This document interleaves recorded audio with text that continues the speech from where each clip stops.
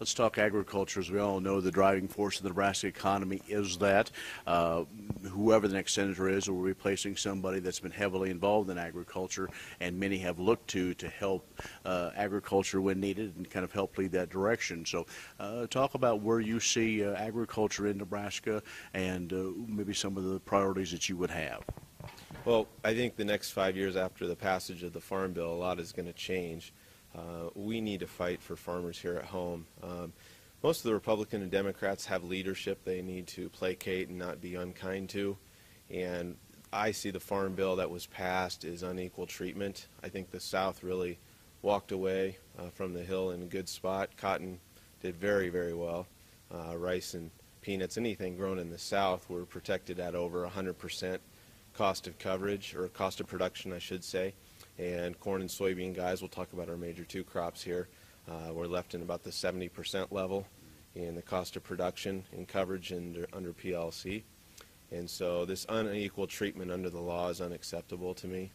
I'm not looking for a bigger advantage in the Midwest. I'm looking for equal treatment for every farmer across this country. But again, we will not show up the local leadership in the parties, and this is unfair. But ARC, I believe, will treat our farmers well, as I understand it, based on the 5-year weighted average mechanism. Although with these prices forecasted out for some time, we're seeing companies like New Holland lay off. I think they have better forecasts and prediction models, and they're laying off significantly. I think it's showing a sign that we may see some depressed prices for a while.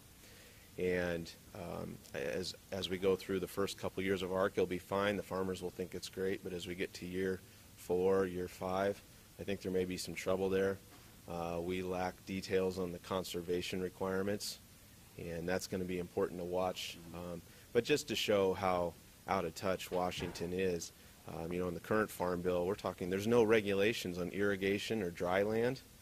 And so talking with some of individuals out there, they don't even know how to administer some of the ARC proposals because they just forgot to talk about irrigation or dry land, so they're out there with their hands tied. So we don't have a Washington that's in touch with the agricultural sector.